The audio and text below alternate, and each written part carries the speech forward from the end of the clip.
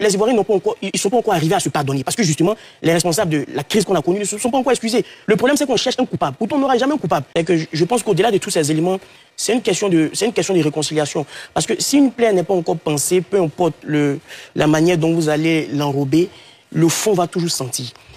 Et figurez-vous que je suis sûr que si aujourd'hui, après jugement, M. Blaise Lasme, par exemple, est déclaré innocent et qu'il vient faire une déclaration publique pour réitérer son innocence, les militants du RHDP vont dire qu'il n'est pas innocent. Même si la justice dit qu'il est innocent, les militants du RHDP vont estimer qu'il n'est pas innocent, il y a eu calcul politique. A contrario, s'il est déclaré coupable et que lui-même fait une vidéo pour s'excuser auprès de la nation, les militants du PPACI vont estimer qu'il n'est pas coupable.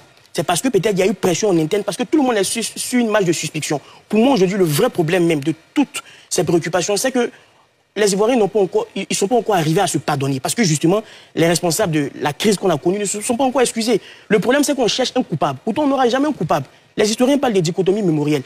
On a tous vécu la crise à un niveau, du plus petit au plus grand.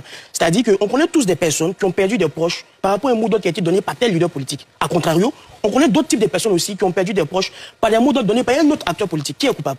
Chacun a vécu la crise à son niveau, mais les responsables sont connus. Demander pardon n'est pas synonyme de culpabilité. Donc pour moi aujourd'hui, il faut un vrai processus de réconciliation nationale où tous les acteurs politiques puissent demander pardon au peuple de Côte d'Ivoire pour apaiser les tensions. Aussi longtemps, il y a une citation qui dit aussi longtemps que l'herbe restera basse au pied de l'éléphant, l'éléphant même avec les meilleures intentions qu'il anime la piétinera. Aussi longtemps qu'on va rester dans ce mimétisme de réconciliation, les éléments les plus insignifiants vont toujours créer des tensions par rapport à la stabilité politique de notre pays. On peut comprendre la frustration des membres de l'opposition, on peut comprendre la compassion qu'ils peuvent avoir vis-à-vis de leur leader, mais la chose que je ne comprends généralement pas, c'est l'indignation facile que certains militants ont vis-à-vis de ce genre de situation. Pour moi, ça montre clairement que les plaies, les difficultés ou les rancunes des crises antérieures qu'on a connues ne sont pas encore pensées et que la réconciliation nationale n'est pas encore effective. Parce que quand on est dans une république qui surtout est dans une transition où elle veut ancrer ses institutions, on connaît le principe de séparation des pouvoirs, on connaît la latitude de la justice à pouvoir agir dans ce genre de situation.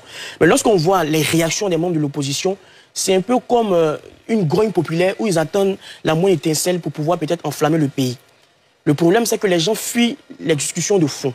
Donc, ils vont se baser sur des appartenances ethniques, des appartenances religieuses, des appartenances politiques pour hypothéquer les questions de justice. C'est vrai que par rapport à ce cas, on n'a pas l'élément direct, l'action directe, la déclaration directe, le discours direct qui a conduit à l'arrestation. Mais en tant que républicains et citoyens, on doit pouvoir attendre que le processus de justice puisse partir jusqu'au bout pour voir s'ils sont déclarés coupables ou bien s'ils sont innocents.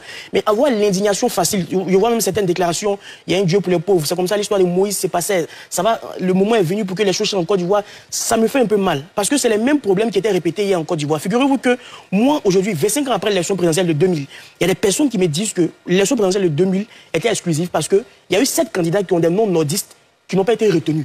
C'est-à-dire, on a cette malice-là en Côte d'Ivoire de faire facilement le lien où, lorsque c'est un militant de l'opposition qui est poursuivi, automatiquement inscrit à la fraude. Lorsque c'est quelqu'un qui a un nom nordiste qui est poursuivi, automatiquement inscrit à la fraude. Donc je pense qu'on doit quitter dans cet état d'esprit-là parce que malheureusement, ça commence à créer une sorte de discrimination positive où, si on a un président qui est à Caen, qu'il y a un appel à la candidature, on fait tout pour équilibrer, pour qu'il y ait un peu de baoulé, un peu de djoulé, un peu de bété, pour ne pas créer des frustrations. Non.